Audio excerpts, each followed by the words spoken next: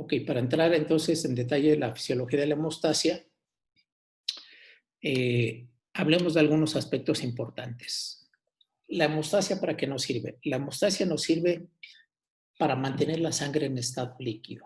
Es decir, el sistema de la hemostasia es un sistema de defensa en el cual nos permite no tener hemorragia, no tener trombosis, nos permite la vida, por supuesto, permite que la sangre se mantenga en estado líquido, se mantenga en el sistema vascular. Si yo sufría de una ruptura de un vaso sanguíneo, el sistema de la hemostasia nos ayudaría a hacer la obturación y proseguir con la vida. En condiciones fisiológicas, un sujeto sano no tiene hemorragia, no tiene trombosis, porque el sistema de la hemostasia funciona y funciona perfectamente. Ahora, el sistema de la hemostasia siempre está funcionando. Lo que pasa es que no nos percatamos de ello, porque no nos percatamos, dice, oye, pues yo no tengo equimosis, no tengo púrpura, no tengo hematomas, no tengo trombosis, precisamente por eso, porque nuestro sistema de la hemostasia está funcionando perfectamente, es un sistema bien integrado, donde participan elementos plasmáticos, elementos celulares, pues simplemente participa la célula endotelial, conteniendo, dando el soporte. Pero bueno, no solamente las células endoteliales va mucho más allá de simplemente ser un elemento de soporte. Es un elemento que interacciona dinámicamente con muchos sistemas eh, eh, del organismo y en la hemostasia es un rol muy importante. Participan también proteínas, factor de von Willebrand, fibronectina, trombospondina, participan también factores de la coagulación, esto es muy importante. Entonces, todo esto hace, y también proteínas que equilibran estos factores.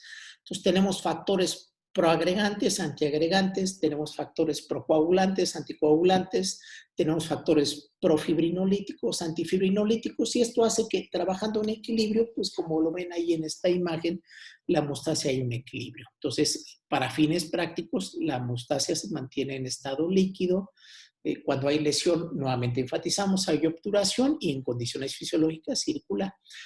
Ahora, pero normalmente está trabajando, incluso lo podemos precatar. Por ejemplo, si yo me golpeo accidentalmente un brazo, una pierna, una mano, o estornudo simplemente o toso, va a haber, siempre hay ruptura de vasos sanguíneos en la microvasculatura y continuamente ruptura de vasos sanguíneos. Entonces, siempre está funcionando la hemostasia, porque si yo a un sujeto sano le hago una determinación de pruebas de activación de la hemostasia, tanto de plaquetas como de coagulación, están presentes. Entonces, quiere decir que hay una activación continua.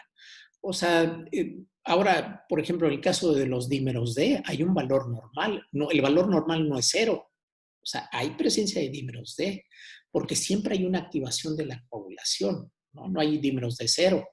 Eh, porque implica que dices, bueno, ¿y por qué hay una actividad? Porque siempre la hay, porque hay una ruptura continua de vasos sanguíneos. Y a veces pueden ser más en algún proceso inflamatorio, a veces menos. A lo mejor si yo soy corredor o me someto a algún tipo de actividad intensa, pues a lo mejor puedo tener más, puedo tener menos. A lo que quiero llegar es que siempre está funcionando la hemostasia. Y en un sujeto, pues no va a tener alteración, lleva su vida prácticamente normal, a lo mejor puede fallecer a los 90 años de cualquier cosa menos de un problema de hemostasia, porque su sistema de hemostasia trabaja bien.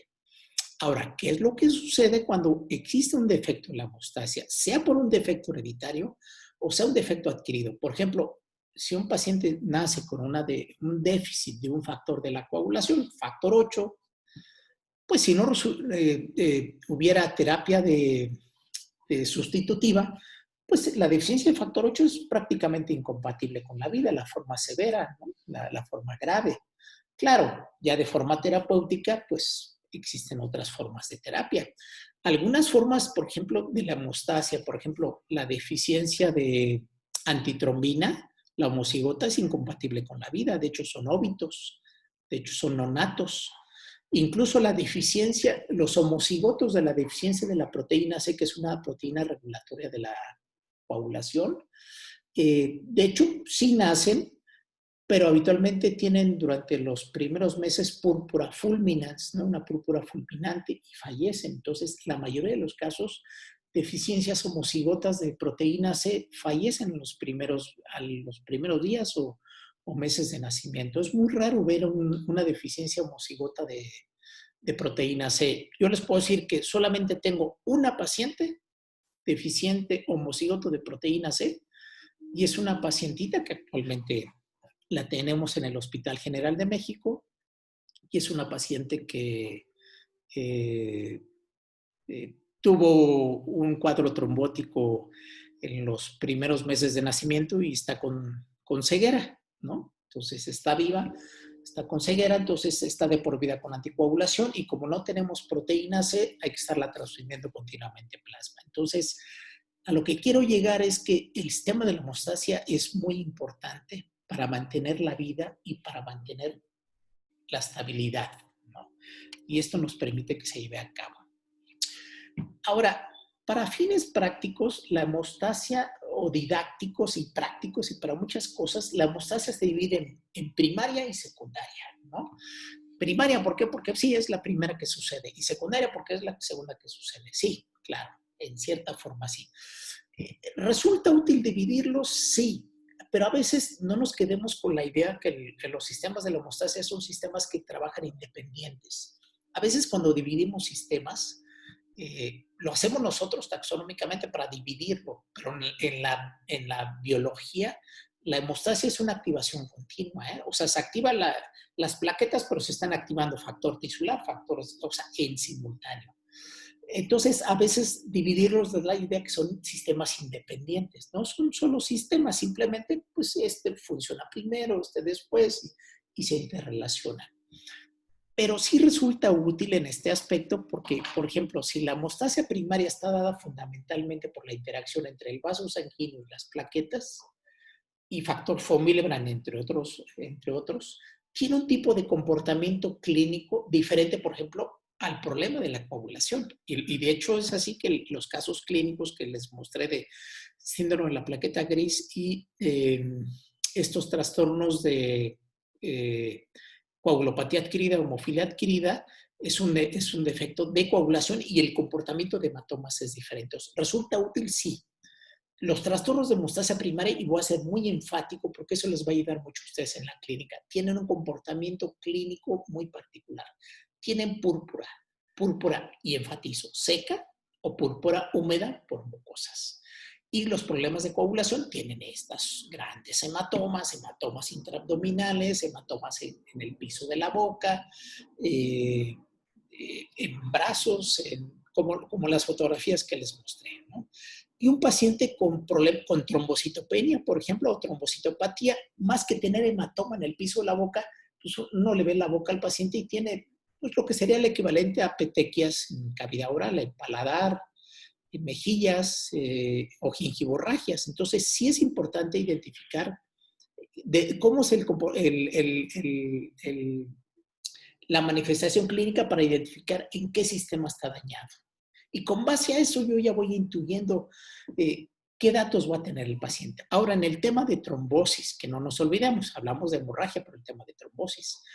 Los pacientes que tienen hiperagregación de plaquetas, particularmente tienden a generar trombosis arteriales, en general, ¿no? Estamos siendo muy tácitos, ¿no? Ahora, el paciente que tiene hiperactivación de factores de coagulación tienen trombosis venosas. Entonces, también resulta útil este aspecto. Entonces, es muy importante identificar eso. Entonces, un paciente con trombosis arteriales, donde fundamentalmente hay una hiperactivación de plaquetas, yo les preguntaría, si quieren me contestan en el chat o no, ¿qué hay que tratarles? ¿Les doy anticoagulante a un paciente que tiene trombosis arterial o le doy antiagregantes? Y viceversa, un paciente que tiene trombosis venosa, ¿ustedes qué le dan? ¿Le dan antiagregantes o le dan anticoagulantes? Entonces, por eso es importante conocer estos conceptos. Y este concepto tan sencillo que le estoy diciendo, le resulta a veces muy difícil al clínico poderlo identificar. Y resulta que el paciente que tiene una trombosis arterial le dan anticoagulantes en lugar de antiagregantes. Claro, hay que reconocer cada situación clínica, pero estoy siendo muy tácito ahorita en la conceptualización. Y resulta que el paciente que tiene una trombosis venosa le dan aspirina. Entonces, pues no me suena lógico. Entonces hay que conocer la fisiología para, con base a eso, decir, bueno, si tiene una trombosis venosa, pues lo lógico es así. En primer lugar, darle anticoagulantes. Ya que tiene esto, bueno, es otra cosa, pero ahora que tiene una trombosis arterial, pues darle antiagregantes. No, pero que tiene una fibrilación, bueno, es otra cosa. Pero de inicio hay que identificar que un paciente con trombosis arterial, básicamente fundamental, hay una hiperactivación endotelial, una hiperactivación de plaquetas, y en el caso de trombosis venosa es de factores de coagulación. Pero cuando veamos en el próximo módulo trombosis, les voy a explicar que muchos de estos mecanismos están imbricados, pero ahorita estoy siendo muy tácito y este concepto no cambia. Entonces, ¿qué le damos al paciente con trombosis venosa? Pues anticoagulantes, y al de trombosis arterial, pues antiplaquetarios, ¿no? Así, hago su modo. Que ya tuvo trombosis venosa y que va a viajar en avión, que se va a ir bueno, ahorita no, pero va a viajar a país, va a viajar a Europa. ¿Le doy aspirina o le doy profilaxis con anticoagulantes? Pues le doy profilaxis con anticoagulantes, ya sé que le pongo una dosis de heparina de bajo peso molecular o le doy los anticoagulantes orales directos. No, pues viceversa, pues que ha tenido un problema de infarto previo o ya tuvo una trombosis arterial, bueno, pues ese paciente tiene que estar manejado o ya tuvo una trombosis isquémica, un ataque cerebral isquémico transitorio, o ya tiene, bueno, pues hay que darle antiagregantes. Entonces, estos conceptos básicos primarios, incipientes, es muy importante que los identifiquemos, porque esto nos va a permitir en la práctica clínica saber cómo los vamos a tratar, ¿sí? Y el otro aspecto también importante, a lo mejor resulta que a mí, porque me ha sucedido a mí o en el laboratorio de hematología, oye, fíjate que viene un paciente que lo mandan porque está sangrando. Oye, ¿por qué? Pues no sé, está sangrando de nariz, está sangrando de boca. Y a veces no le preguntamos qué está tomando el paciente. Y resulta que es un adulto, pues que tiene lo que llamamos ahora polifarmacia. Es diabético, es hipertenso y le están dando metformina, que le están dando los nuevos para la diabetes, que está con un antihipertensivo que a veces mezclan 2 o 3 antihipertensivos, que le están dando atorvastatina, que le están dando aspirina, ¿no? Y a lo mejor es el motivo por el cual el paciente tiene epistaxis. O a lo mejor dentro de todo le están dando anticoagulantes, porque a lo mejor tiene una fibrilación auricular o una arritmia. Entonces, como profiláctico para evitar un stroke, un infarto cerebral, pues le están dando a lo mejor algún anticoagulante oral. Y a lo mejor por eso está sangrando. Entonces, es muy importante entonces en la historia clínica hacer el interrogatorio de todo lo que está tomando de medicamentos el paciente. Ahora, nuevamente, tocando nuevamente los aspectos biológicos. El sistema de la homeostasia entonces se divide en primaria y secundaria porque nos va a permitir el estudio más sencillo, pero simplemente enfatizando que son sistemas que trabajan de manera simultánea, para llevar este equilibrio. La hemostasia primaria va a llevar una interacción entre la célula endotelial, que aquí viene este ejemplo, y otra célula endotelial, y aquí vemos a las plaquetas, ¿verdad? Y esto lo que vemos aquí es la colágena, que es el subendotelio, ¿no? Que es la capa que le sigue aquí siguen los pericitos, unas células que rodean la célula endotelial, luego estas fibras que son las fibras de colágena. Estas fibras de colágena va a permitir que las plaquetas, que las ven aquí, se anclen al subendotelio y a este proceso le vamos a llamar adhesión. Unión entre plaqueta, endotelio, más bien subendotelio, y le vamos a llamar fenómeno de adhesión. Y está dado fundamentalmente por colágena, glicoproteínas plaquetarias, entre ellas es la glicoproteína 1B95, que es una glicoproteína rica en leucina, y factor de von Willebrand. Esto que ven aquí es factor de von Willebrand. ¿Qué es el factor de von Willebrand? El factor de von Willebrand es una proteína muy grandota y que son muchos monómeros. Es una molécula muy grandota que es un multímero, y entre más grande es, más efectiva es. Es muy poderosa esta molécula. Entonces, es como el pegamento, es como ustedes quieren pegar algo en su pared, de hecho, donde sea, pues, le tienen que poner cemento, ¿no? Para que pegue o pega azulejo, como le quieran llamar, estoy siendo muy coloquial. Pero eso es lo que hace el factor de von Willebrand entre una pared, que es el techo, que es la colágena, o la pared, que es la colágena, hay que ponerle las plaquetas, ¿no? Son esta capa. Entonces, hay que ponerle pegamento. ¿Qué le pones? Pues órale. Ahí le vas poniendo pegamento y ese pegamento, entre otros, es el factor de von Willebrand. ¿Qué pasa si no hay factor de von Willebrand? Bueno, pues le pongo los voy apilando y en un momento se caen todas las plaquetas y no se pegan, no se adhieren bien. Entonces, el no tener factor de von Willebrand produce que no se peguen las plaquetas y produce que el paciente, este boquete que está abierto, se vayan por aquí las plaquetas. Entonces, hay sangrado. ¿Y qué pasa si no hay glicoproteína 1B9 que la ancla con el factor de von Willebrand? Pues igualmente, pues ahí falta este azulejo, este tabique, pegarlo, le falta una patita, no se puede anclar o le falta que embone. Ese es para fines coloquiales, eso es lo que hace el factor de von Willebrand en las glicoproteínas, permitir que esta primera línea de defensa de plaquetas se adhiera a la superficie. El factor de von Willebrand es muy importante. ¿Dónde se encuentra el factor de von Willebrand? Este factor de von Willebrand se encuentra en la célula endotelial. De hecho, lo sintetiza la célula endotelial. Entonces, la célula endotelial lo que hace, produce el factor de von Willebrand, un monómero, luego lo dimeriza y luego ya en el aparato de Golgi que está, termina de prácticamente reproducirse y luego pasa a unos sitios de almacenamiento, que son unas vesiculitas, unos cuerpitos que se llaman cuerpos de Goibel-Palade. Y ahí se encuentran, bajo ciertos estímulos, el factor de von Willebrand pasa al subendotelio, acá hay un pool de von Willebrand, y hay otro pool en plasma que anda circulando, que cuando se requiere, aquí va a estar. Entonces, el papel de von Willebrand es jalar a las plaquetas y permitir que se una, porque va a haber aquí factor de von Willebrand. Entonces, las plaquetas se adhieren. Entonces, las plaquetas se activan, las plaquetas al activarse se juntan unas con otras, ¿no? Porque hay una serie de señalizaciones al interior de la plaqueta. Esto hace que la plaqueta cambie de forma, haya segundos mensajeros y se lleva el siguiente fenómeno, que es al activarse las plaquetas van a agregarse entre ellas. Entonces, vamos a tener un fenómeno de agregación plaquetaria. Entonces, las plaquetas se adhieren al subendotelio, al endotelio y se agregan entre sí. Hay una primera agregación plaquetaria, producto de unión entre plaqueta y plaqueta. Aquí hay otro glicorreceptor. Aquí lo ven. Este glicorreceptor es el receptor 2B3A o también llamado alfa 2B beta 3.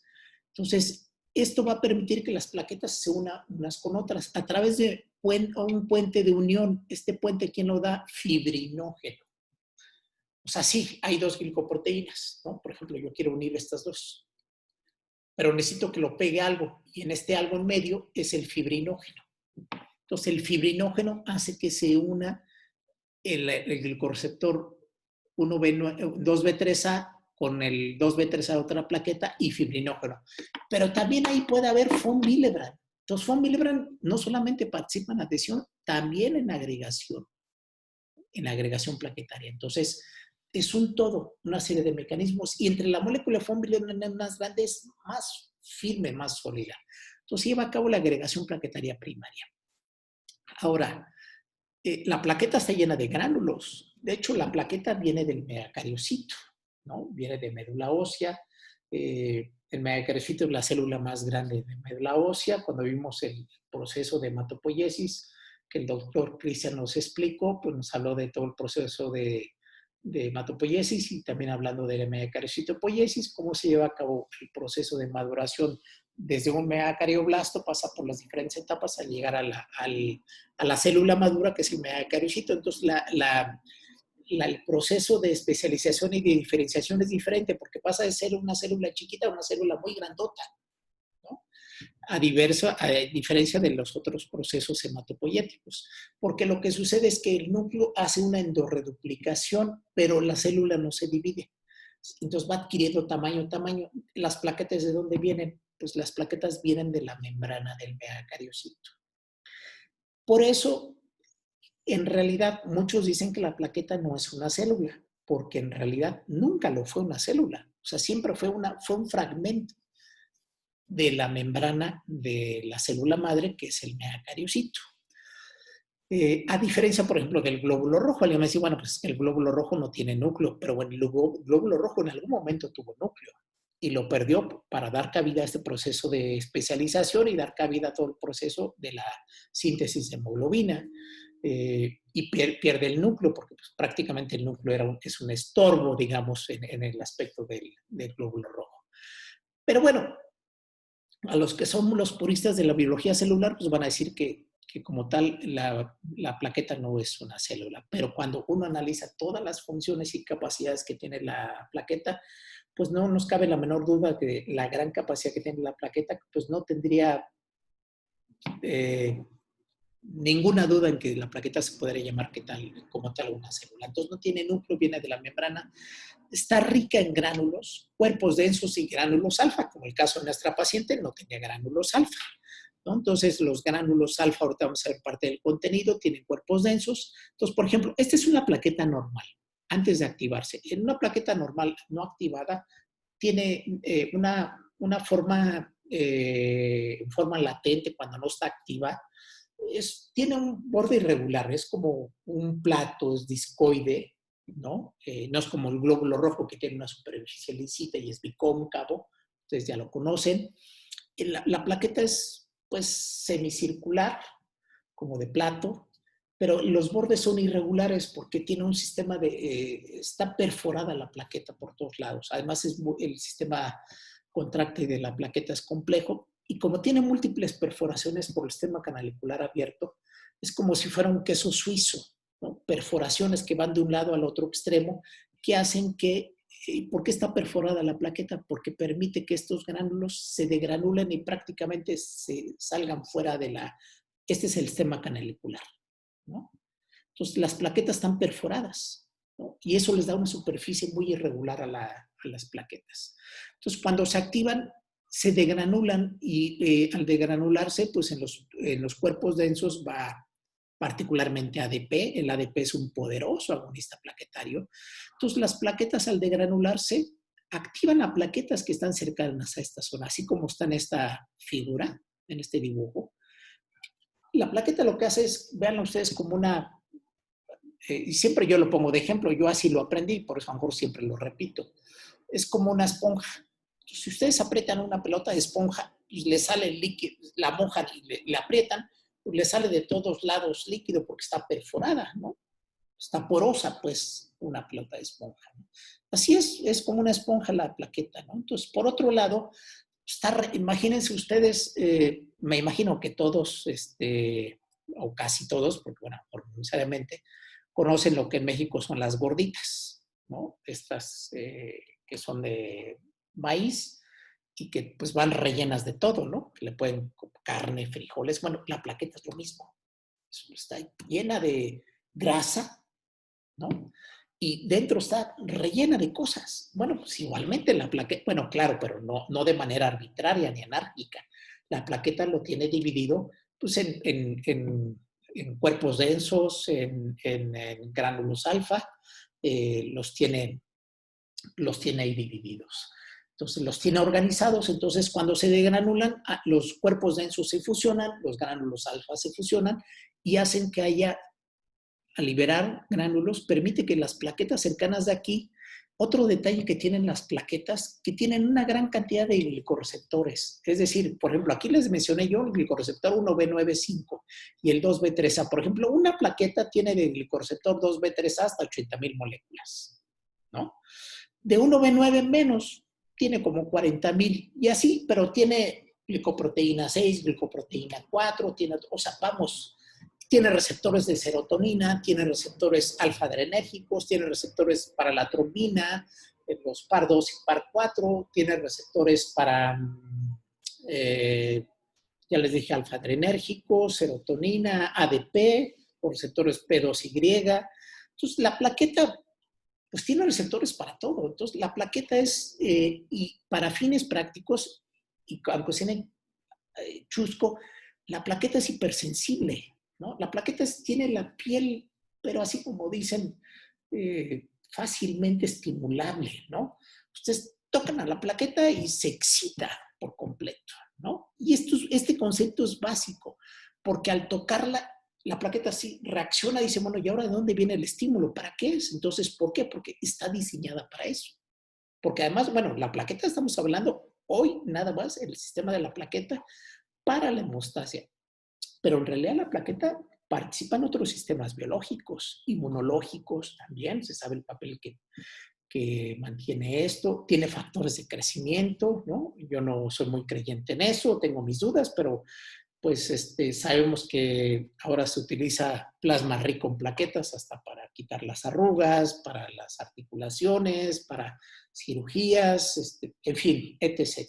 Por el gran contenido que tienen las plaquetas. Entonces, así que son muy sensibles las plaquetas, cualquier cosa las estimula. Pues tienen piel de adolescente, cualquier cosa las excita, ¿no?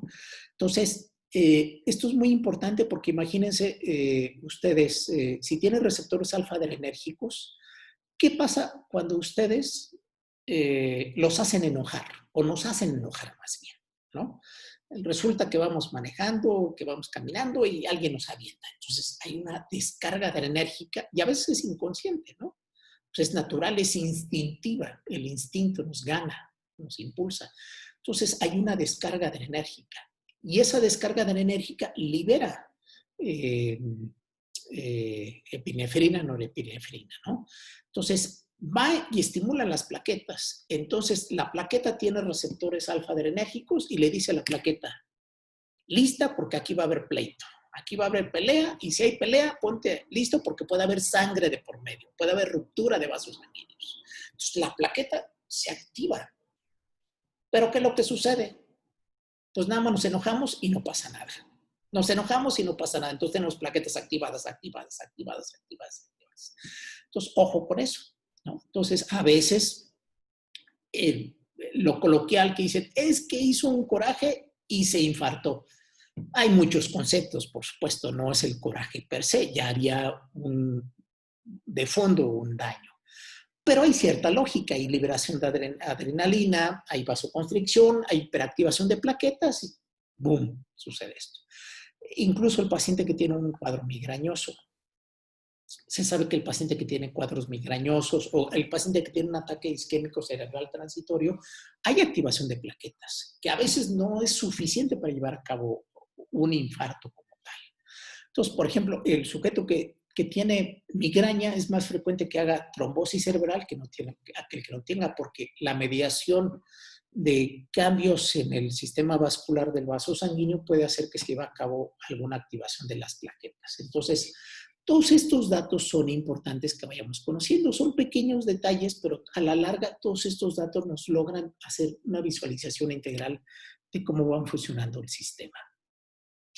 Entonces, lo que les comentaba, bueno, pues en la diferenciación del megacariocito, ¿no? Empieza con una célula relativamente pequeña, va llevando a cabo la endorreduplicación del núcleo hasta que finalmente llega a una célula muy grande que tiene una gran cantidad de material nuclear, pero no se dividió la célula, simplemente hubo una reduplicación.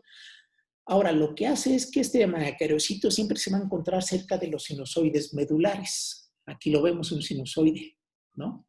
Y lo que va a hacer el megacariocito para evitar que las plaquetas, como las plaquetas no tienen núcleo y no tienen la capacidad de resíntesis de energía, la poca energía la tiene que gastar en haciendo la obturación del vaso sanguíneo. Entonces, lo que hace el megacariocito es básicamente vaciar las plaquetas en la circulación. No las deja en esta zona. Ahora, fuera un neutrófilo, pues el neutrófilo por diapedesis tiene pseudópodos, entonces va y se mueve y se puede ir al vaso sanguíneo, gasta energía, pero pues la tiene.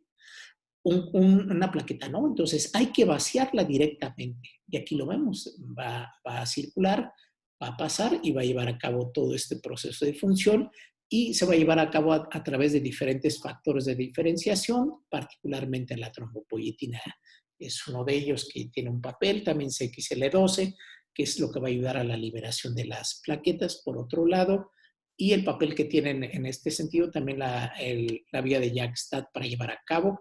RUNX1 es otro factor también, el otro, GATA1, que también es uno de los factores que habíamos estado mencionando.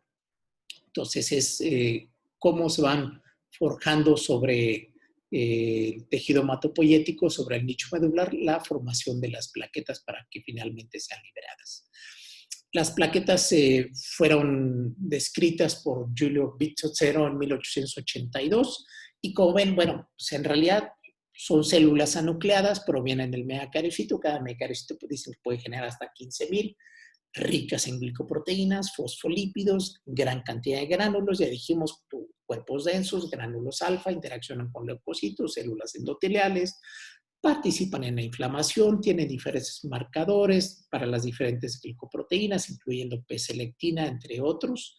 Y aquí creo que lo podemos visualizar como de la membrana del megacariocito se van saliendo las plaquetas terminadas, ¿no?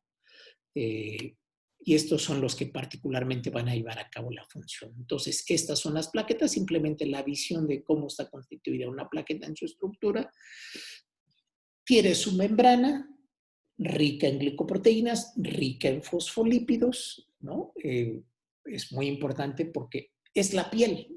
Y como decíamos, ¿por qué la piel? Porque pues, la plaqueta es muy sensible, fácilmente excitable, y para eso la requerimos, que se excite así, porque en algún momento dado requerimos que, oye, me corté aquí, inmediatamente se para, precisamente porque las plaquetas son muy activas. Y eso se debe a la interacción de glicoproteínas. Está el factor de von Willebrand, no lo vemos, pero pues sabemos que está ahí, ya por estructura sabemos.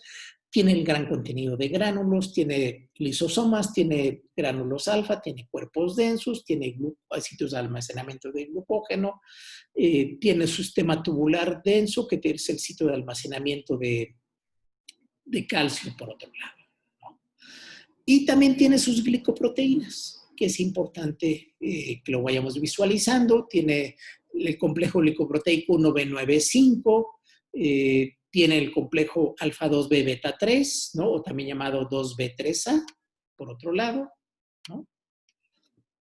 Y aquí estamos viendo esta estructura que tienen las plaquetas, ¿no? O sea, si me dicen, ¿tiene una forma circular? Pues no la tiene, es como de difícil de definir, medio dismórfica la plaqueta como tal, ¿no? En estado latente, pero bueno, la puede ubicar uno como un plato, como un platillo de forma irregular, ¿no?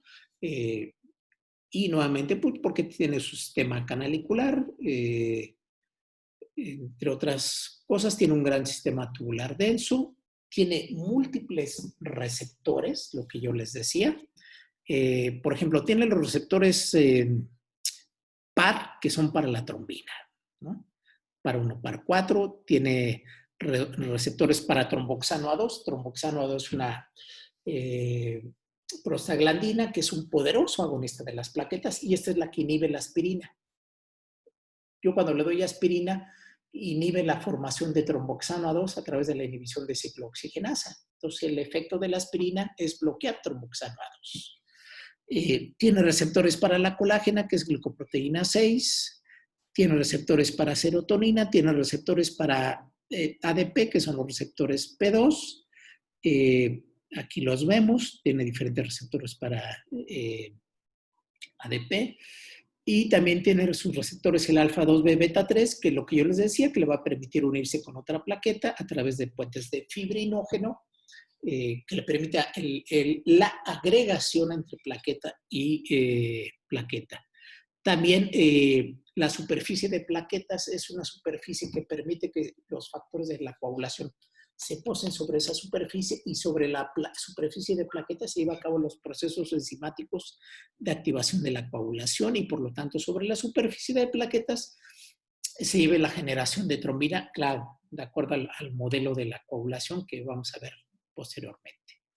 Entonces, nuevamente, esta es una plaqueta, pues así bonita, en reposo, una pelotita, una esponjita de superficie irregular, llena de glicoproteínas, gran cantidad de gránulos, glucógeno, muy sensible, hipersensible, cualquier cosa la estimula, entonces va circulando en el sistema, el sistema vascular, en el sistema de flujo, es laminar.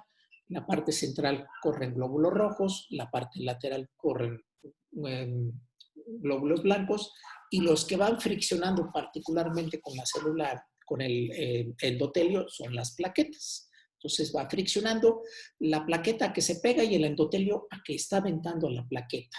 Los dos tienen cargas negativas. De hecho, el endotelio tiene carga negativa y la plaqueta por el ácido siálico tiene carga negativa. Entonces se van repeliendo continuamente a que no te pegas. Claro, cuando hay una lesión en un determinado momento en esta estructura que se perdió el endotelio, pues claro, se pierden las propiedades inhibitorias o antiplaquetarias y se favorecen los mecanismos de adhesión. Esta plaqueta está adherida, factor von Willebrand, y está agregada a otra plaqueta a través de fibrinógeno, que también puede ser von Willebrand, y glicoproteína 2B3A, y esta plaqueta ya se activó, forma pseudópodos cuando la plaqueta se activa como la estamos visualizando ahí. Entonces, si ustedes lo ven que en esta microscopía electrónica, ¿qué forma le verían a esta plaqueta? ¿No? Si lo ven, es una microscopía electrónica de barrido. Y la ven es de forma irregular, o sea, no tiene una forma lisita porque tiene una forma, pues, media rugosa por todas estas perforaciones que tiene la plaqueta. Y estas perforaciones le da esta irregularidades que a lo mejor para todos, pues para los que somos de México, conocemos perfectamente una gordita, ¿no? Está chipotuda, está boluda, porque pues, no es lícita, y luego a una le pusiste más, a otra le pusiste menos, entonces así es. Pero a lo mejor para todos les va a parecer más coloquial el tema como un pan libanés, ¿no? Que es de forma irregular.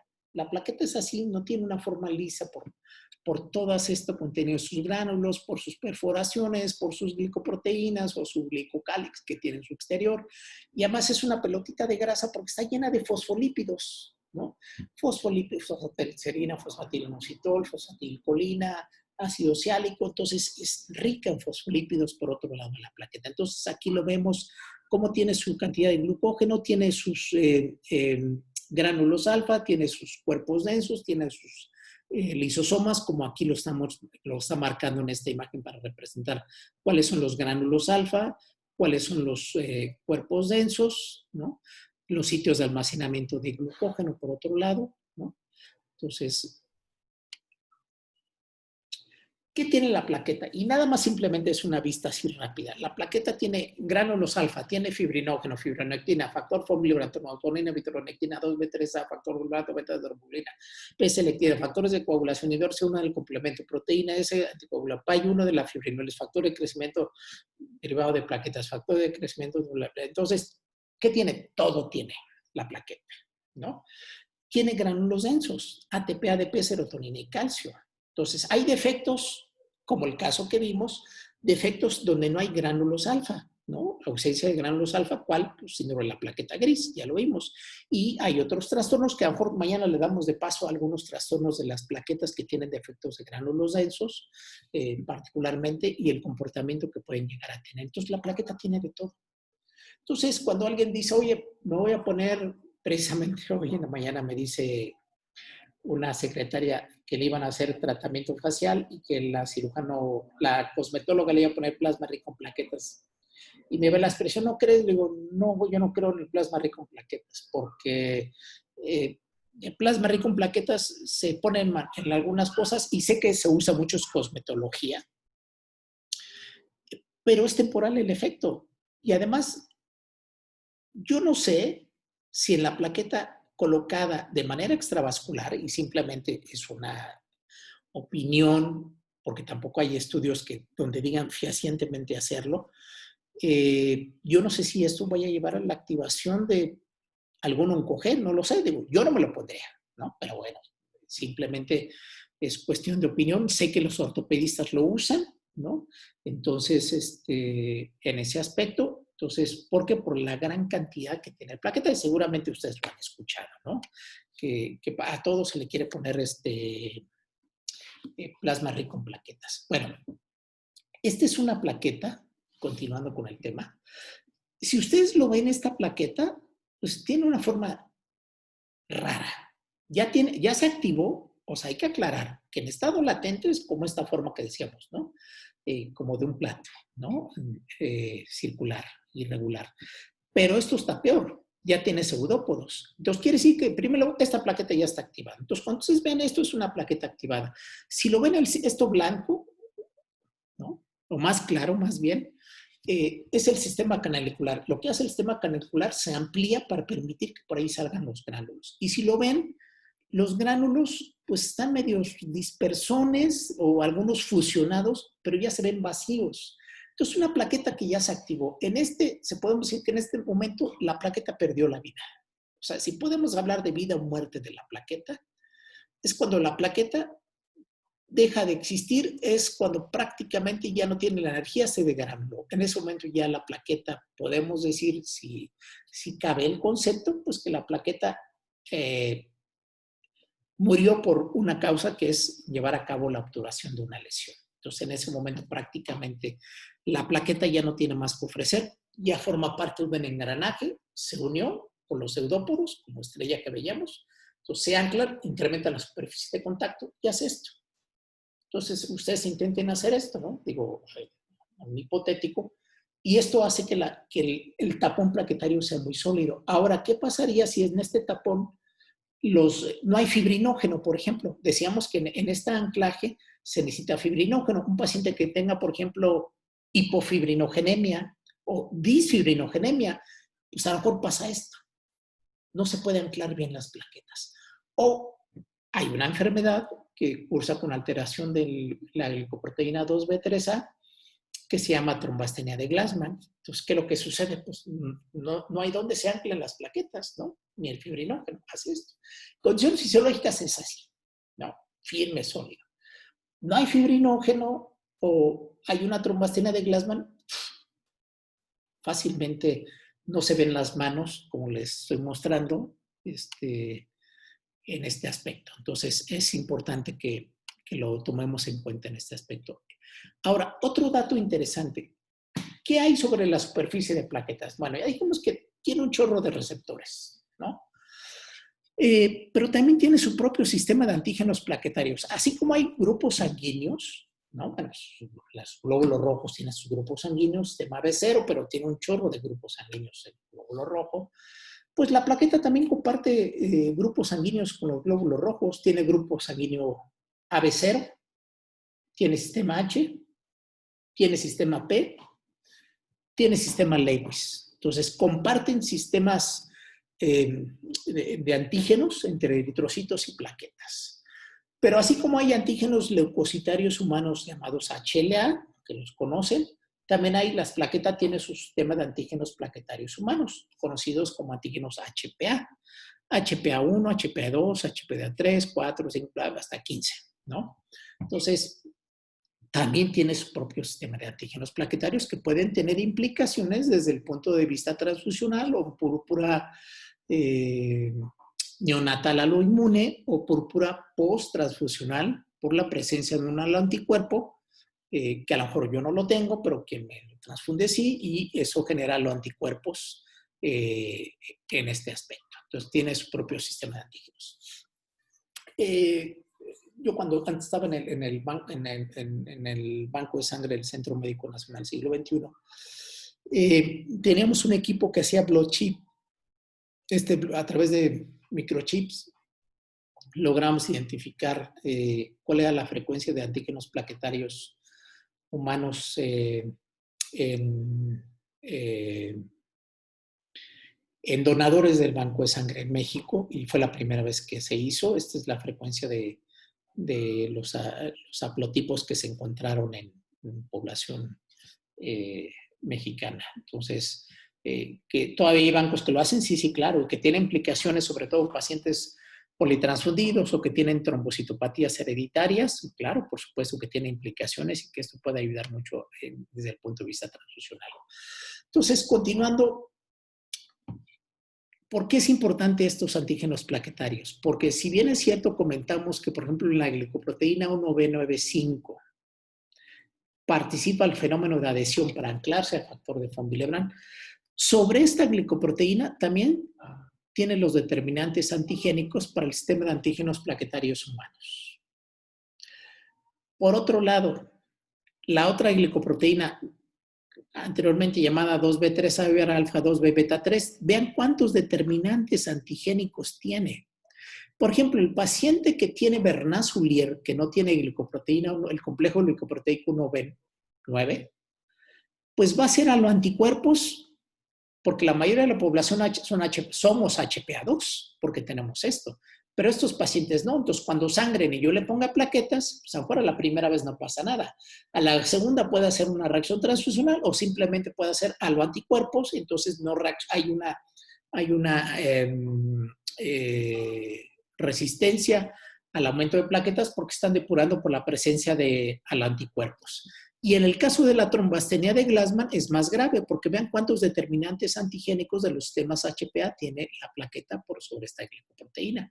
Entonces, esto es un problema que se ve comúnmente en pacientes que tienen defectos hereditarios de la función de las plaquetas. Se ve en pediatría, a mí me ha tocado algunos adultos que están en la etapa de adultos que tienen ya una aloinmunización porque han sido politransfundidos con plaquetas, pero ya tienen anticuerpos porque efectivamente pues la mayoría de la población somos HP1, somos HP2, somos HP3 y estos pacientes son negativos, entonces se van a aloinmunizar. Entonces esto es importante que siempre lo tengamos en cuenta, trabajemos en banco de sangre, no trabajemos en banco de sangre o estemos trabajando en un laboratorio de investigación, bueno, pues tenemos que identificar que hay determinantes antigénicos. ¿Qué tan importante es? Bueno, hay que identificar a cada causa de por qué está haciendo reacción o por qué tiene, de alguna manera, no hay respuesta a la transfusión de un concentrado plaquetario. Entonces, en realidad, las plaquetas sirven para múltiples funciones. Sobre todo estamos tocando este aspecto. Vimos adhesión, activación, cómo se amplifica el fenómeno, la secreción, la agregación plaquetaria primaria, secundaria, la actividad procoagulante, porque los receptores tienen receptores sobre la trombina, generan coágulo. En la reparación del tejido, tienen los procesos de inflamación, aterosclerosis, en asma, en problemas renales, en quimiotaxis, en interacción con leucocitos, en mecanismos de defensa, en la biología del tumor también. Entonces, por eso le decía, ¿se ponen plasma rico en plaquetas? La verdad, yo no, pero bueno, respeto a quien se lo quiera poner, ¿no? Entonces, por todos estos efectos que pudiera tener. Entonces, a lo que voy es que si alguien me dice, oye, la plaqueta es una célula, y dices, pues yo no lo que me quedaría, personalmente no me quedaría la duda. Entonces, pues, ¿cuál es la primera fase? Se daña el vaso, se expone al su endotelio. Entonces, la segunda fase, hay una vasoconstricción, ¿no? Enlentece el flujo sanguíneo, permite que esta plaqueta se active y esta plaqueta, cuando se activa, pues va a intentar producir todo este fenómeno de tapar un vaso para permitir que la sangre siga fluyendo. Pero vean cómo pasa de una parte de una forma latente, inerte, pues, a una parte mega activada con formación de pseudópodos. Es como una araña, ¿no? La araña va ahí con todas sus patitas, va y se pega en una superficie, incrementa la superficie de contacto, son mega pegajosas, entonces, y se adhiere y se agrega con otras plaquetas.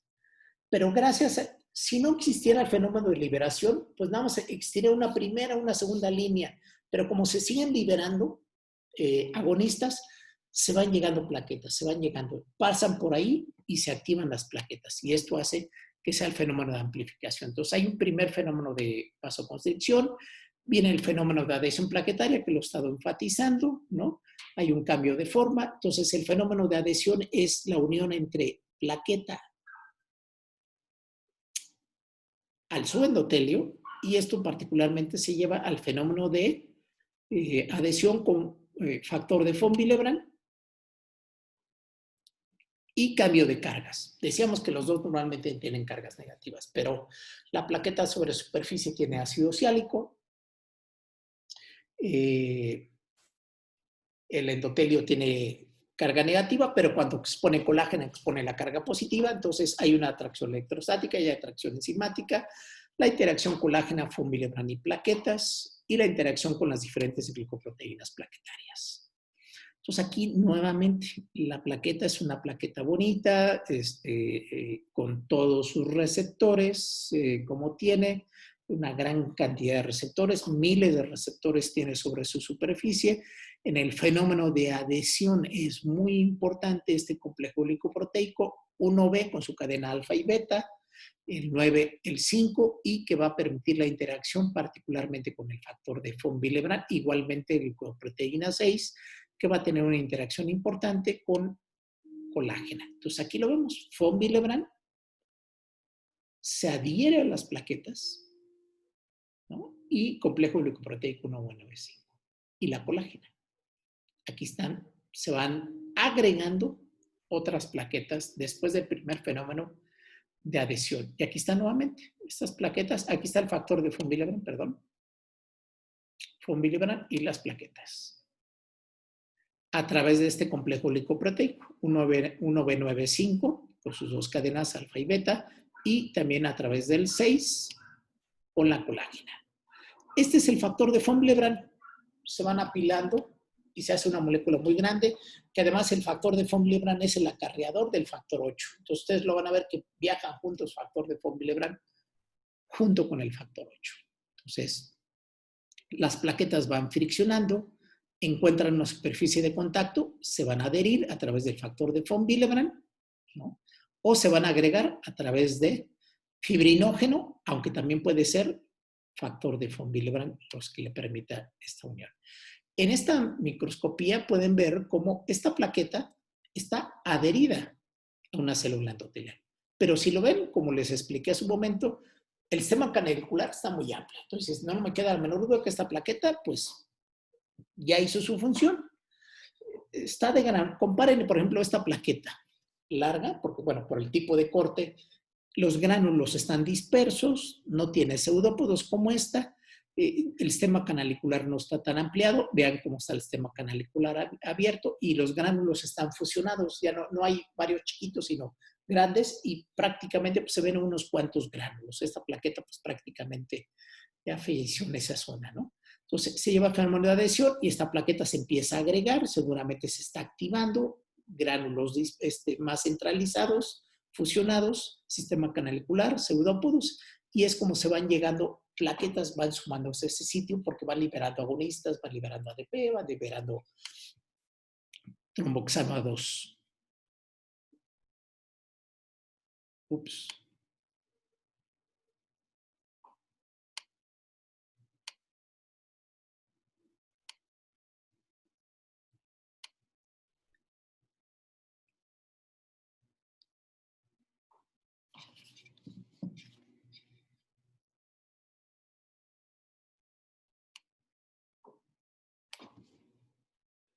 Se dejó de compartir pantalla, ¿verdad?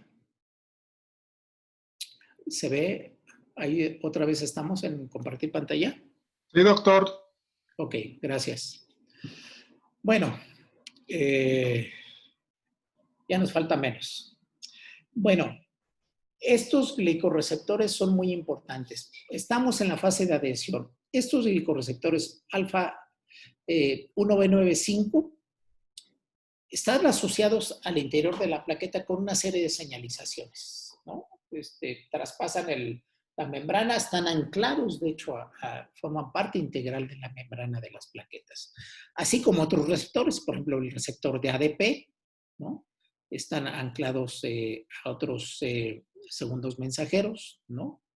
Igualmente el 2B3A, ¿no? Con su cadena alfa y beta, o la cadena alfa 2B beta 3, está asociado con otros sistemas de activación intraplaquetario, igual la glicoproteína 6 que se va a unir a la colágena, la tromboxano A2 que se une con el tromboxano A2, que es un agonista plaquetario, la epinefrina, lo que yo les decía, igualmente con la prostaciclina, que es la PGI2 o la fibronectina. Entonces, pues si lo ven, y estamos viendo solamente un pedacito de la plaqueta, ahora si lo ven, la plaqueta que mide a 2 a 4 micras, está tan forrada la plaqueta, está casi no hay espacio entre una y otra de la cantidad de moléculas que tiene la plaqueta. Entonces, cuando no es uno, es de esto, entonces a lo que voy y con base a lo que les decía hace rato, la plaqueta es fácilmente activable, estimulable, excitable por múltiples, oye, que le llegó un estímulo por tromboxano A2, no, que le llegó un estímulo por acá y que le llegó un estímulo por acá, entonces la plaqueta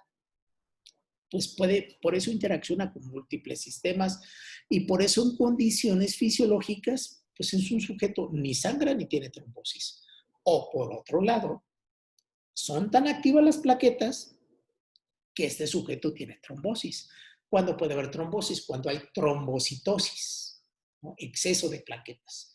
Porque siempre decimos trombocitopenia es igual a sangrado. Bueno, y si es todo lo contrario, en lugar de haber trombocitopenia, el paciente tiene 1.000.000 de plaquetas, pues claro, también puede tener trombosis. O en lugar de haber defectos en la función de las plaquetas, hay hiperagregar, exceso en la función de las plaquetas, entonces hay un síndrome de plaquetas peajosas, claro que también el paciente puede tener trombosis. Ojo, entonces tenemos también en el caso de la plaqueta los dos extremos. Entonces tenemos trombocitopatías y también tenemos defectos que hacen que las plaquetas sean más hiperagregables, ¿no? Y esto hace que las plaquetas, por lo tanto, en un momento determinado, en un sujeto joven, por ejemplo, habitualmente puede ser un infarto al miocardio o puede ser un infarto cerebral. Alguien dice, oye, tiene un síndrome de plaquetas pegajosas, un sujeto de 60, 70 años, pues dices, pues ya pudo, o sea, digo, si tuviera un defecto en la función de las plaquetas, pues lo hubiera hecho hace 30, 40 años, ¿no? Entonces, también en trastornos de trombosis hay que identificar los que son hereditarios y los que son adquiridos, igual que los defectos hemorrágicos, ¿no? O sea, me dices, oye, su primer evento trombótico a los 70 años, que tenga una deficiencia hereditaria, dices, en primer lugar, ni hubiera llegado. Pon tú, llegó a los 70 años. Pero dices, pues oye, pues ya ha tenido 5 trombosis. Ah, bueno, sí, mira, y el primero fue a los 20, el segundo a los 30. Bueno, sí. Entonces, también en el caso de la trombosis hay que hacer esta semiología. ¿A qué edad es su primer evento trombótico? Entonces, bueno, pues alguien que tiene cierta edad, pues hay que descartar tumores, hay que descartar esto, hay que descartar fenómenos adquiridos. Y también las plaquetas pueden estar interactuando, entonces tampoco descartar esta posibilidad. Ahora, las plaquetas adherieron, mandan señales al interior de las plaquetas. Hay una interactivación intraplaquetaria, formación de segundos mensajeros, se libera calcio intraplaquetario a través del sistema tubular, a través de el PI3P, que es el fosfatinoinositol trifosfato, hay cambio de forma, se libera más glicoproteína 2B3A, fosforilación de plaquetas, agregación de plaquetas. Entonces, lo que sucede es que hay un agonista, este agonista hay una asociado a un receptor, habitualmente GTP, que tiene GTP, y se activa fosfolipasa C. Fosfolipasa C hace que pase de la membrana fosfatinoinositol bifosfato, forma de 2 segundos mensajeros, el inositol trifosfato, fosfatinoinositol trifosfato, para que se vaya y sobre el sistema tubular denso hay un receptor para inositol trifosfato, que son como unas compuertas que permite que salga calcio. El calcio para el sistema contráctil, proteasas dependientes de calcio, que va a permitir mayor activación, y también a través de acilglicerol, que va a través de mecanismos de proteinquinasas, llevar a cabo la activación de las plaquetas. Por otro lado, es muy importante no dejar de señalar el mecanismo de síntesis de prostaglandinas por el papel que tiene la aspirina. Sabemos que, por ejemplo, en el caso de la fosfolipasa 2, va a ser que pasemos de fosfolípidos de la membrana, se sintetiza ácido araquidónico y a través de la ciclooxigenasa pues se sigue formando PG2, PGI2, PGH2 y por la tromboxano sintetasa se va a formar tromboxano A2, que es un poderoso agonista plaquetario, o por otro lado PGI2, que es un inhibidor de plaquetas. Ahora, aquí, primer punto relevante, papel de la aspirina. La aspirina es un inhibidor del COX, de la ciclooxigenada. Es decir, que en la plaqueta lo que hace la aspirina abate la concentración de tromboxano A2. ¿Ok? ¿Qué hace el tromboxano A2? Es un poderoso agonista plaquetario. Entonces, le doy aspirina al paciente, le quito un mecanismo. Pero ojo, oye, pero si el paciente estaba con aspirina y se trombosó, sí, claro, porque yo solamente bloqueo un solo mecanismo. Pero no estoy bloqueando el mecanismo de ADP, no estoy bloqueando el mecanismo de acá, no estoy bloqueando el mecanismo de acá. Entonces, por eso a veces se da aspirina más otro antiagregante plaquetario que bloquea, por ejemplo, receptores ADP, que es, por ejemplo, el caso del clopidogrel, el ticagrelor, el prasugrel, todos los nuevos análogos del receptor de la clopidogrel. Entonces, ¿por qué? Porque es bloquear varios mecanismos, porque la aspirina es buen antiagregante, pero bloquea un solo mecanismo. Y un paciente que ya tiene una trombosis cerebral o dos, pues con la aspirina no es suficiente. Tienes que agregar aspirina más un inhibidor del receptor de los P2Y, que es el caso del clopidogrel o cualquier otro de los análogos. Entonces, un agonista receptor sistema de la proteína G, por otro lado, activa fosfolipasa 2 y genera tromboxano 2 en la plaqueta, que eso ya lo vimos. Pero por otro lado, el otro mecanismo, fosfolipasa C, de acilglicerol, inositol trifosfato, calcio, pero también libera fosfolipasa 2. Estos están relacionados los mecanismos, lo que veíamos. Entonces, Fonbilebran, colágena, ADP y trombina estimulan a través de agonistas receptores de plaquetas y en concreto, ¿qué hace?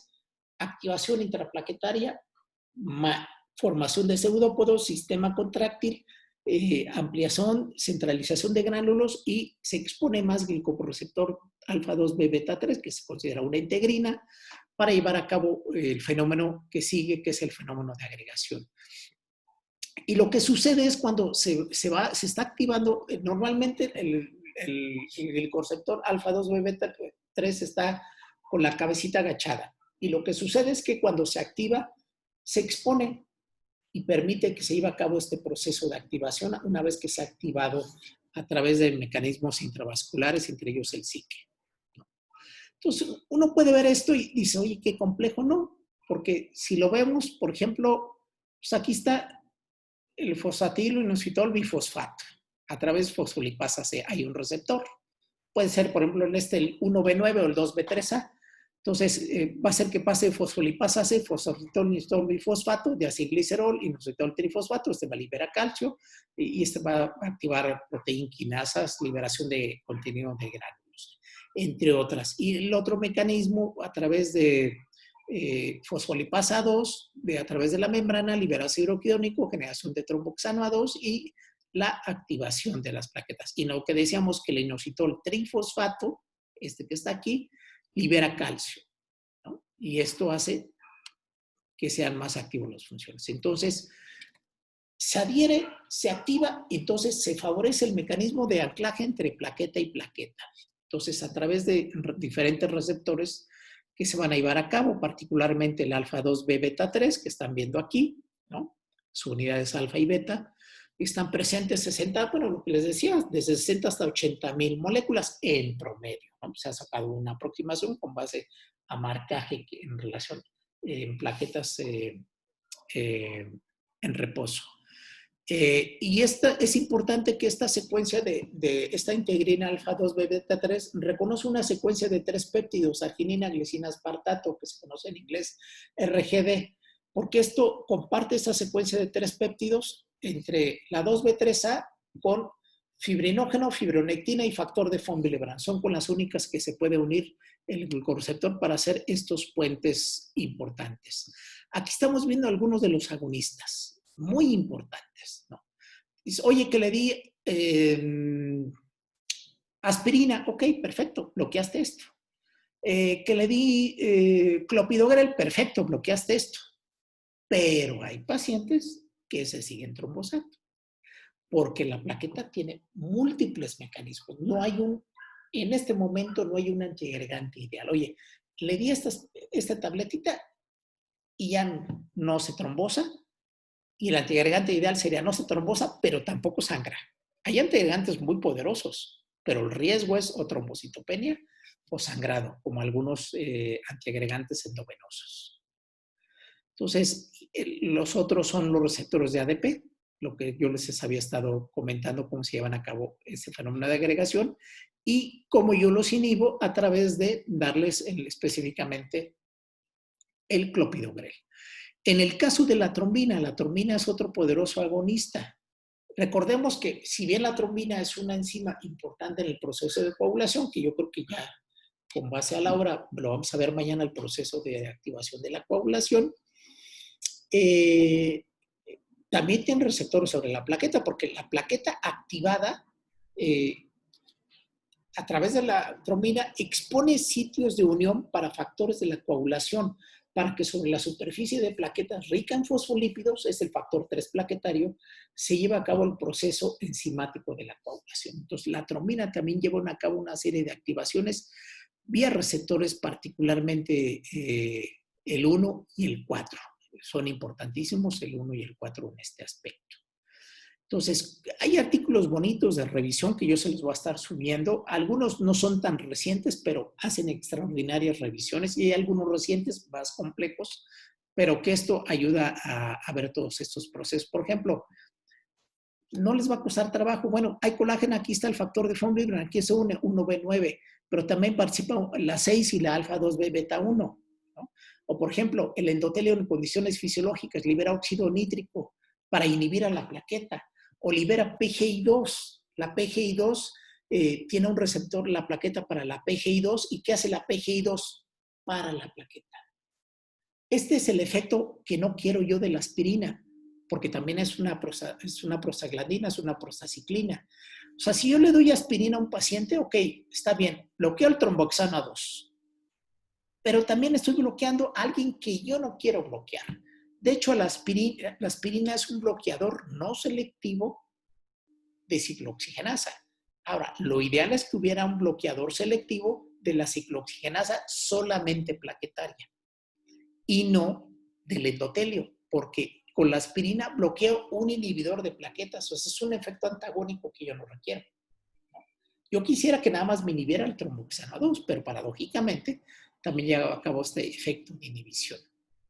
Entonces genera el segundo mensajero, fosfolipasa C, y esto genera la diacilglicerol, inositol trifosfato, tiene un receptor sobre el sistema tubular denso, es un receptor que hace que abra las compuertas, libera el calcio se requiere para muchos procesos enzimáticos, proteasas dependientes del calcio, talín, o también calpines que se denominan, ¿no? Perdón. Y lo que quería decirles, se adhiere, activa y se agrega esta plaqueta. Aquí este cuadro está representando una plaqueta y acá está representando otra plaqueta con otro complejo glicoproteico alfa 2B beta 3, otro alfa 2B beta 3 y fibrinógeno. Aquí puede ser, decíamos, fibrinógeno, von Willebrand y fibronectina, porque comparten una secuencia de reconocimiento que se llama arginina glicina aspartato, RGD. Entonces, esto es importante para el fenómeno de agregación. Entonces, este fenómeno de agregación lo que hace es que cuando se activa a través de acilglicerol, libera el calcio, hace que el 2B3A exponga los sitios de unión esta secuencia de reconocimiento para que se pueda anclar con otra. Y entonces se lleva este famoso anclaje que les he estado enfatizando durante todo el transcurso de la plática. Entonces, estos artículos que también se los voy a poner en el modo, vienen todos estos gráficos, que hay que verlos, oye, está bien complejo, no, hay que verlos y entenderlos. Oye, que hay aquí un endotelio, hay otro endotelio, está la colágena, está von Willebrand, que es de 1,9, señalización, ¿y qué se va a pasar? Bueno, pues hay una serie de cambios al interior y va a permitir que una plaqueta se agregue con otra a través de 2B3A, fibrinógeno, y aquí podemos visualizar que la aspirina, que era lo que inhibe el COX y por lo tanto inhibe tromboxano 2, ¿verdad? Entonces, aquí tenemos otros antiagregantes, por ejemplo, los tirofibanes o el Reopro, que es el abececimab, bloquean la secuencia de reconocimiento RGD, que es arginina glicina aspartato, o tengo los inhibidores de la P2Y, que es el clopidogrel, el prasugrel, el tecagrel o el cangrelo, ¿no? Y así sucesivamente, o el dipiridamol, que ya no se usa, es un inhibidor de la fosfodiesterasa plaquetaria que incrementa los niveles de AMP cíclico, ¿no? Simplemente algunos ejemplos de la función y la terapéutica, porque, pues, ¿qué está tomando aspirina? ¿Para qué? Pues un inhibidor, ¿y qué efecto tiene? ¿Y qué es esto? ¿Y por qué tiene clopidogrel? No, bueno, ustedes tienen que entender, sí, no es fácil. ¿Por qué tiene clopidogrel el paciente? Oye, pues, con el neurólogo me dio clopidogrel. ¿Y por qué le dio clopidogrel? Bueno, pues hay que entender que son mecanismos sinérgicos. No se antagoniza dar un clopidogrel porque el mecanismo de acción está acá con la aspirina. Son efectos sinérgicos. Claro, es con base a estudios clínicos que se ha llegado a toda esta conclusión. Entonces, aquí lo vemos, esta secuencia de reconocimiento RGD, arginina glicina aspartato, que se da en 1,2B3A, que permite unirse al factor de von Willebrand fibronectina y fibrinógeno. Entonces se lleva a cabo esta unión entre plaqueta y plaqueta para llevar a cabo el fenómeno de agregación plaquetaria. Entonces, estas plaquetas se están agregando, aquí está el fibrinógeno, puede ser von Willebrand, puede ser fibronectina, entonces se agregan y forman un puente. Claro, aquí lo están haciendo en este dibujo, lo están haciendo muy visual. También a través de PSGL1 y P-selectina puede unirse a neutrófilos o puede unirse también a micropartículas o microvesículas. Y se le conoce como high shear stress o situaciones de cizallamiento de fricción, donde particularmente el factor de von Willebrand, aunque, ¿cuál es la principal? Si yo le hiciera la pregunta de examen, ¿cuál es la principal proteína que participa en la agregación plaquetaria? La respuesta es fibrinógeno. Pero si yo les hiciera la pregunta, principal proteína que participa en la agregación plaquetaria en situaciones de high shear stress, la respuesta es von Willebrand. ¿Y cuál es? La traducción de high shear stress es difícil, es fricción, turbulencia, cizallamiento, o sea, es difícil, pero en situaciones donde hay un ateroma, bifurcaciones, donde hay turbulencias, ahí von Willebrand es donde tiene un papel importante en estos fenómenos de agregación, ¿no? También los receptores de ADP son importantes en los fenómenos de activación en la plaqueta. Lo que altera el receptor de ADP también produce disfunción de la función de las plaquetas. Estas plaquetas, por ejemplo, pues están mega agregadas, ¿no? La formación de se están abrazando, se están anclando, esta superficie de contacto es muy importante que se lleva a cabo esta función. Recapitulando, los receptores de la plaqueta, vean, para von Willebrand fibrinógeno y fibronectina en situaciones, y no les miento, high shear rates o high shear stress, ¿no? Alfa 2B, beta 3, alfa 1,1, beta 1, colágena. Para tromboxano, importantísimo, como un agonista que es bloqueado por la aspirina. Para la laminina, receptores par 1 y par 4, receptores de la para trombina, y entonces la trombina también es un agonista de plaquetas. Para fibronectina, para epinefrina. Entonces, si yo me estreso, pues, ¿qué le voy a hacer a mis plaquetas, ¿no? Si ya sé que ir a mi trabajo implica 1 o 2 horas de viaje, pues ya hay que tomarlo con la filosofía, sí, o ya sé, o sea, a lo que voy. El estilo de vida influye, claro que influye. Entonces, estamos continuamente produciendo hiperactivación de plaquetas, porque las plaquetas tienen un receptor, la plaqueta no sabe distinguir, ¿no? La plaqueta simplemente recibe el estímulo adrenérgico y la plaqueta dice, bueno, aquí puede haber alguna situación de peligro. Entonces, hay que tener cuidado con relación a eso. Recientemente un colega que le hicieron, que tiene un síndrome coronario agudo, le hicieron un cateterismo, no le identificaron lesión, pero una de las recomendaciones tajantes y claras, y que a veces es muy difícil, porque recomendarlo, todo el mundo lo recomendamos, cambia el estilo de vida. Pues sí, pues, ¿qué es cambiar el estilo de vida? Pues es cambiar todo. ¿No? Porque dices, no, pues mejor deme antiagregantes o mejor deme anticoagulantes.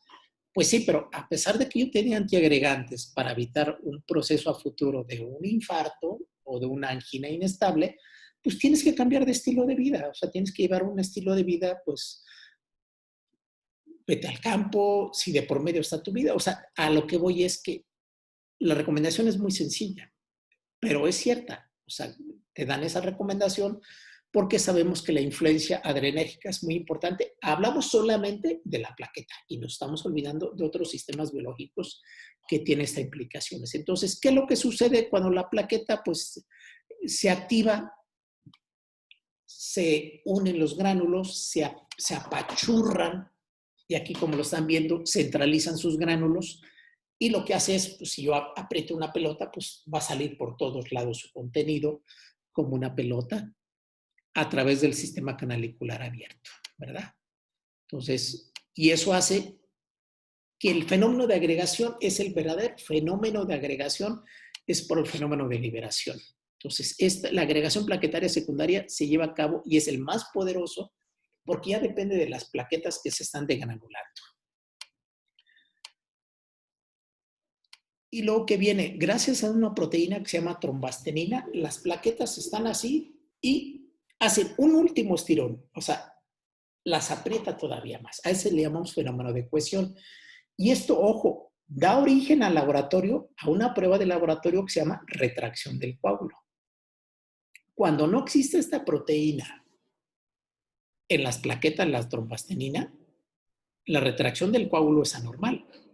¿Y en qué trastorno hay? En la tromboastenia de Glassman, en la tromboastenia de Glassman.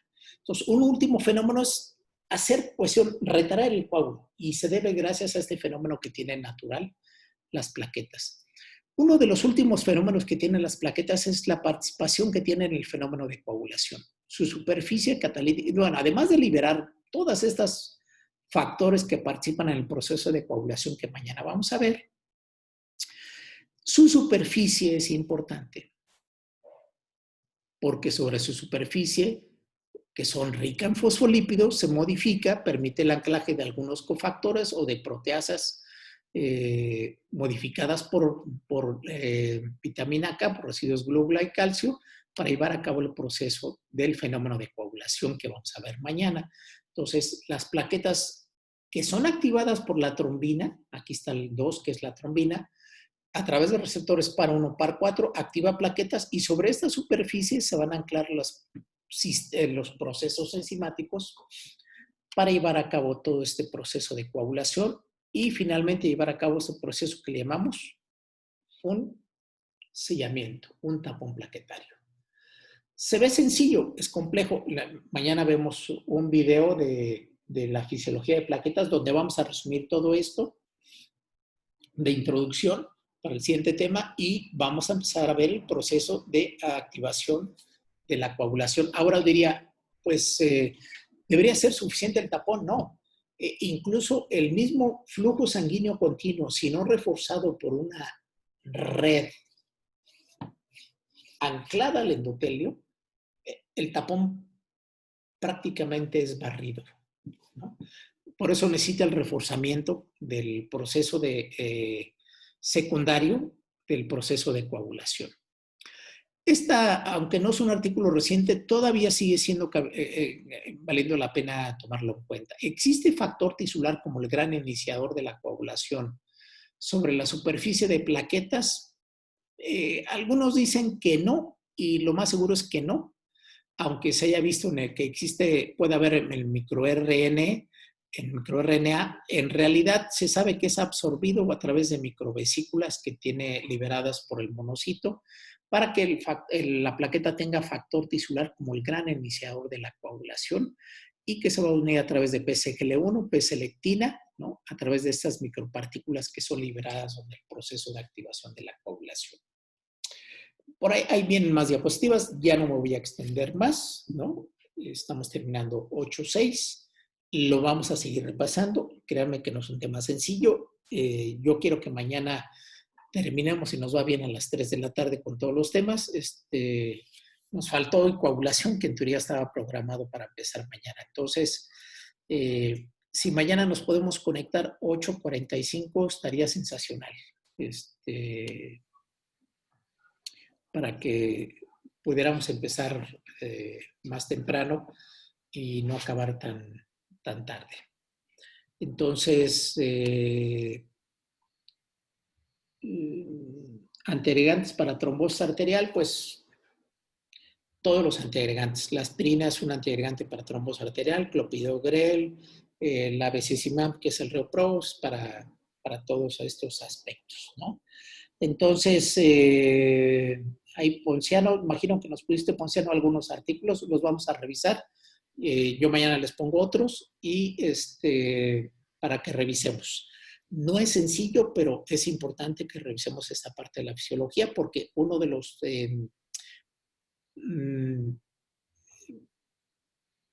¿cómo decirlo? Incluso para el mismo hematólogo, de valoración y de interconsulta son los trastornos de coagulación, de la hemostasia, no de la coagulación, de la hemostasia. Entonces, incluso de laboratorio, pues son las pruebas de laboratorio, son las pruebas de hemostasia, hemostasia primaria y hemostasia secundaria. Entonces, creo que sí lo vamos a valorar. Entonces, mañana vemos hemostasia secundaria, vemos regulación de la hemostasia y fibrinolisis, vemos lo del laboratorio y nos metemos a patología de coagulación. No nos va a dar tiempo de ver trombosis, ¿eh? De hecho, no lo incluí para este módulo que veamos trombosis. Lo vamos a ver en el siguiente módulo. Lo vamos a dejar pendiente, pero sí lo vamos a ver porque es muy importante que lo veamos. Entonces, mañana, si pueden, 8:45. Si la mayoría está, empezamos 8:45. Si no, nos esperamos un poquito. Pero si pueden, para que no terminemos tan tarde, por favor. Así que,